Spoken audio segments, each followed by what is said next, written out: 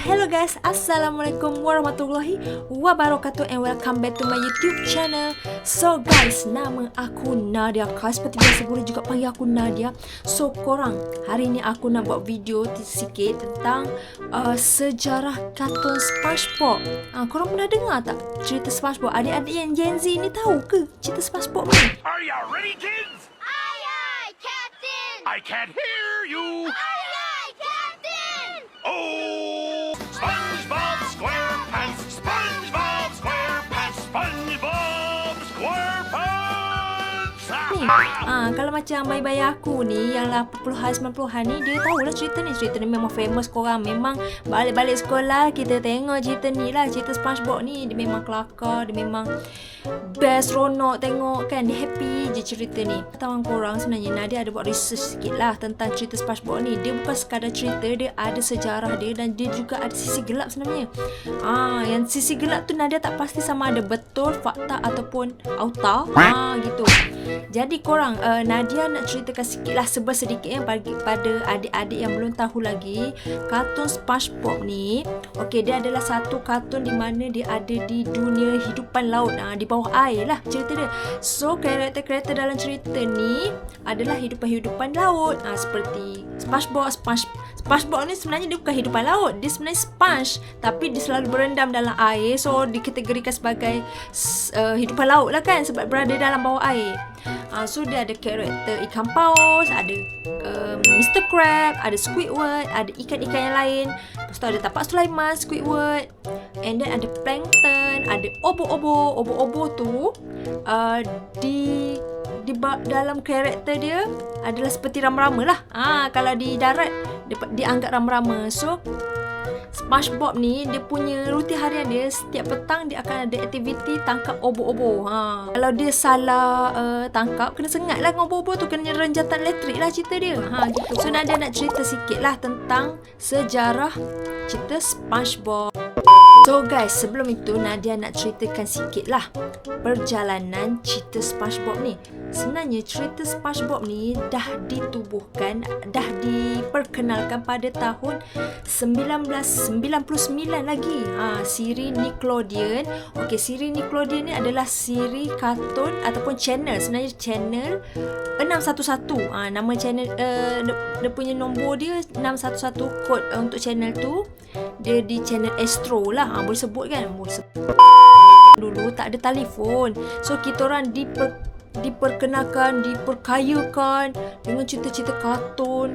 Memang cerita kartun zaman kita orang tu memang best, memang legend, memang ingat sampai sekarang lah cerita dia. Dan cerita dia membawa moral yang sangat banyak sebenarnya korang. Sebab tu lah kita orang boleh ingat sampai sekarang cerita dia. Okay, so siri Nickelodeon ini telah mendominasi rancangan kanak-kanak di peringkat global. So basically cerita SpongeBob ni memang satu dunia tahu cerita dia. Karakter dia orang ingat.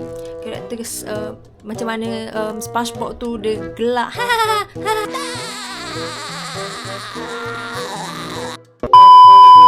Menjual berjuta-juta barang cenderahati apa semualah. Memang famous sangat lah cerita dia. Lebih kurang macam Squid Game punya penangan lah korang. Dia siap ada merchandise apa semua tu. Dan menghasilkan 2 filem pula yang mendapat perhatian ramai. Apakah inspirasi di sebalik cerita SpongeBob ni? So SpongeBob ni dicipta oleh seorang graduan bioteknologi marine. So kiranya yang mencipta cerita SpongeBob ni dia ada kena-mengena jugalah dengan hidupan laut. Maksudnya dia belajar jugalah hidupan laut. Sebab itulah dia boleh macam detail tau. Dia punya watak-watak dia detailkan karakter dia, apa fungsi cerita dia, apa fungsi karakter ni kita ni untuk apa. Sebab Nadia, masa Nadia tengok cerita tu, Plankton tu Nadia tak tahu sebenarnya. Plankton tu Nadia ingatkan macam ulat ke lipas ke, sebab dia macam dia dah kecil. Lepas tu dia ada toink-toink 2 tu kan, aku ingat lipas weh. Rupanya Plankton tu adalah sejenis mikroorganisma. Dia sangat kecil, sebab itulah dia boleh dilihat dalam mikroskop je sebenarnya. Sebab dia terlampau kecil. Dia adalah plankton ni adalah bakteria di dalam laut, di dalam air. Plankton ni sebenarnya adalah salah satu mikroorganisma. Hanya yang ada mata batin je boleh tengok plankton ni. Tapi dia bermusuh dengan ketam weh. Dia cerita ni. So SpongeBob ni berlatangkan kehidupan di dalam laut. Mungkin tidak ramai yang tahu bahawa watak SpongeBob ini juga dicipta oleh seorang ahli bioteknologi marine yang bernama Stephen Hillenburg. Okay, so nama pencipta SpongeBob ni Stephen Hillenburg. Beliau merupakan lepasan dari Humboldt State University pada tahun 1984 dengan ijazah dalam biologi marine, sebahagian laut lah. Stephen ini mengajar di Orange County Marine Institute, California ketika mula berjinak-jinak menghasilkan karya Intertidal Zone, sebuah buku komik campus mengenai kehidupan laut. Oh, dia memang minat sebenarnya dengan kehidupan laut ni. Antara karakter terawal yang dihasilkannya adalah sebuah watak sponge yang lucu. Oh, rupanya pencipta cerita SpongeBob ni dia pernah buat komik dulu, barulah dia buat cerita kartun. Akhirnya berhenti mengajar untuk mengejar cita-citanya menghasilkan karya animasi sepenuh masa. Dapatkan pekerjaan sebagai pengarah kreatif siri Nickelodeon, of course, Modern Life pada tahun 1946 sebelum tayangannya dibatalkan. Kenapa dibatalkan weh? Salah seorang animator karya tersebut meyakinkan beliau untuk mengembangkan Intertidal Zone menjadi karya animasinya sendiri. Dari sinilah beliau muncul dengan idea kota bawah laut yang dihuni oleh makhluk laut yang unik. Ketika Stephen Hillenburg mempersembahkan idea ini kepada pihak Nickelodeon pada tahun 1997, beliau meletakkan tangki ikan di atas meja dan menggambarkan semua makhluk yang berbeza di dalamnya sesuai dengan kostum yang dipasang. Okay, so dia buat presentation dulu, dia buka kertas kerja dulu, dia buat press conference dulu macam mana. Begitu, simulasi, dia buat simulasi dulu. Apa berkenaan cerita ni macam mana, dia punya bentuk cerita ni macam mana, karakter ni macam mana. Korang sebenarnya benda macam ni penting tau, supaya orang-orang yang tengok tu dia dapat vision. Okay, cerita ni macam ni, dia akan pergi macam ni. Faham tak korang? So memang penting untuk kita nak buat sesuatu. Sebab itulah masa belajar dulu cikgu suruh buat presentation untuk kita present depan orang macam mana, apa sebenarnya kita nak buat, apa tunjuk apa tujuan dia, apa dia punya konklusi dia, apa dia punya output dia, input dia, macam tu. So samalah macam konsep kisah Stephen ni, dia nak buat cerita kartun SpongeBob ni, dia present dulu, dia bawa tangki air apa semua, jatuhkan gambar kartun SpongeBob ke dalam tangki dan berkata, ini adalah bintang pertunjukan baru anda. Wow. Ideanya diterima dan SpongeBob SquarePants memulakan debutnya 2 tahun kemudian. Ketika Stephen muncul dengan idea dan lakaran pertamanya, watak utamanya diberi nama SpongeBoy dan rancangan itu dikenali sebagai SpongeBob Ahoy. Sebelum beliau mengetahui nama tersebut sebenarnya telah dilindungi hak cipta oleh sebuah jenama mob. So ini nama pertama cipta SpongeBob sebenarnya, SpongeBob Ahoy. SpongeBob Ahoy. Lalu beliau telah menukar Boy menjadi Bob dan membuat sedikit perubahan lain pada wataknya, iaitu membuat topi hijau padanya. Okay, so sebenarnya asalnya SpongeBob tu dia ada topi hijau. Beliau mahu mengekalkan perkataan sponge pada watak ini untuk mengelakkan para peminat terkeliru dengan bentuknya seakan seperti bentuk keju. Betul, faham? Daripada awal lagi beliau mahukan watak SpongeBob ni kelihatan muda dan bersifat kelakian gaya pelawak Pee Wee Herman atau Laurel dan Hardy. Penampilan SpongeBob secara beransur-ansur berubah.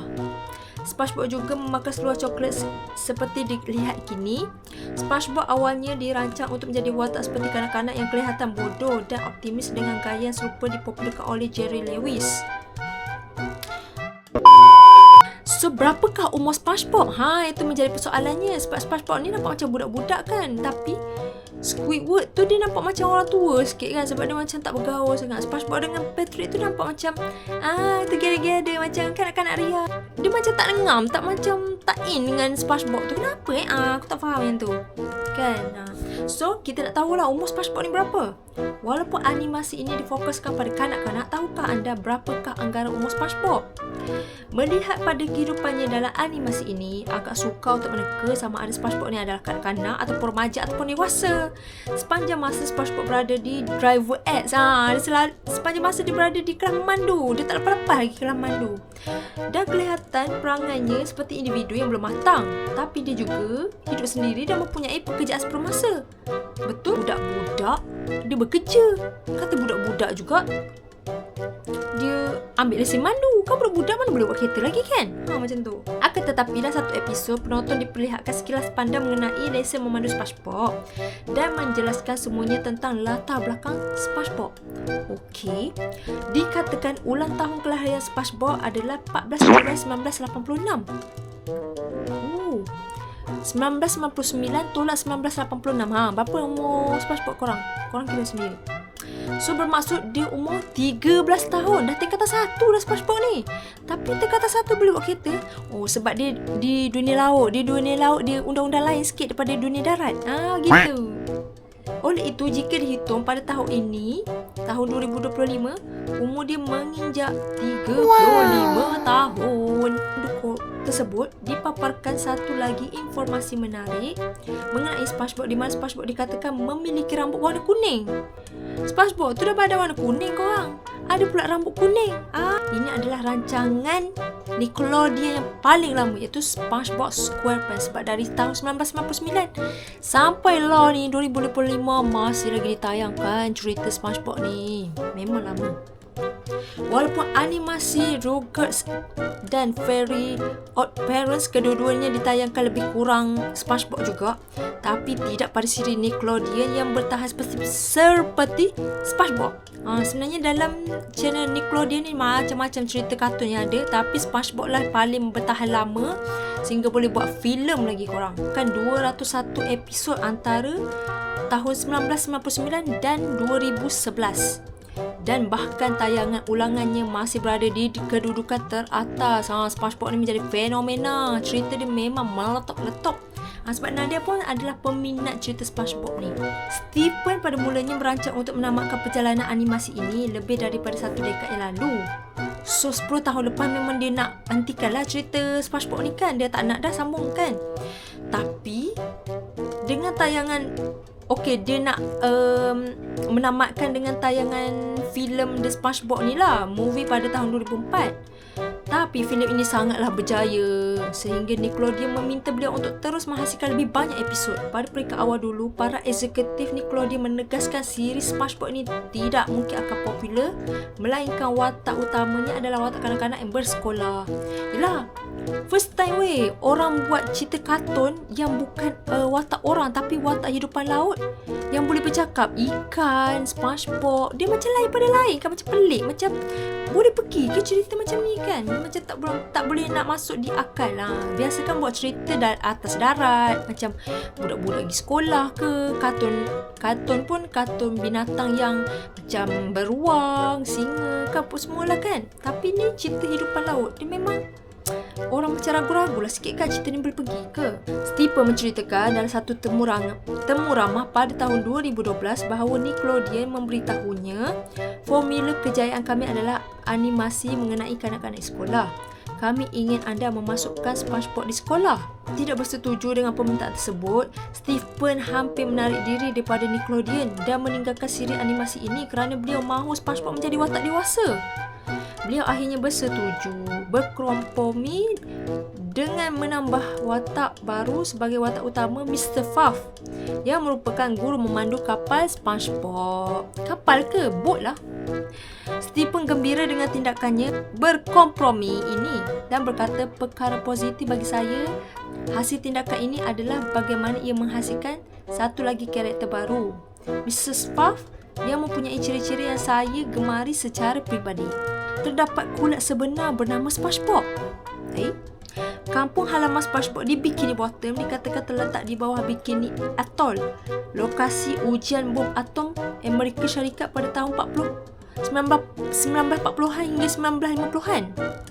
ia juga tidak jauh dari Pulau Tropika Borneo di mana pada tahun 2011 penyelidik dari San Francisco State University menemui spesies kulat baru-baru. Oleh kerana ia berbentuk seperti span laut dan merupakan anggota genus Spongeforma, para penyelidik bersependapat untuk menamakannya SpongeBob sebagai penghormatan kepada cerita SpongeBob. Nama saintifik rasminya adalah Spongiforma squarepanthes. Fantasy. Dia macam ala SpongeBob SquarePants lah. Mikroskop elektron, ia kelihatan seperti dasar laut atau bikini bottom. So guys, itulah serba sedikit perjalanan kisah dan sejarah bagaimana cerita SpongeBob ini dicipta ataupun diperkenalkan dan macam mana penerimaan daripada orang tak tahu, orang macam ragu-ragu, dan sampai sekarang dia menjadi fenomena, menjadi satu dunia lah korang minat cerita ni. Dan cerita ni masih ditayangkan lagi ya sampai sekarang, daripada nada kecil, daripada nada budak-budak lagi sampailah nada ada anak, still lagi cerita SpongeBob ni relevan untuk semua peringkat umur tengok. Sebab cerita SpongeBob ni memang best, memang comel-comel macam tu kan, dengan karakter SpongeBob ni seorang yang cheeky, seorang yang happy go lucky, tak pernah moody. Dia ada masa dia moody tapi dia lebih kepada macam positif je SpongeBob ni. Lagi satu karakter SpongeBob ni, dia suka tolong orang, dia sangat baik hati, dia macam anggap semua orang tu kawan-kawan dia kan. So dia pula karakter dia semangat pergi kerja kan, bangun pagi je I'm ready kalau korang perasan. Berbeza pula dengan karakter Squidward. Squidward tu asyik moody, asyik nak marah SpongeBob kan. Padahal SpongeBob tu baik dengan dia. Guys, itu sajalah video untuk kali ini. Semoga kita berjumpa lagi di lain waktu, lain masa. InsyaAllah Nadia akan buat video yang banyak-banyak untuk korang tengok. Okay, korang janganlah tak tengok video Nadia tau. Pernah aku buat video ni. Okay, itu saja. Semoga kita berjumpa lagi. Semoga korang semua sihat sejahtera, jaga diri. Musim-musim banjir ni jangan main air banjir. Macam Nadia cakap dulu, air banjir tu kotor korang, jangan main. Aku ngantuk ni pukul 1 pagi dah korang. Itu sajalah video kali ini. Bye bye.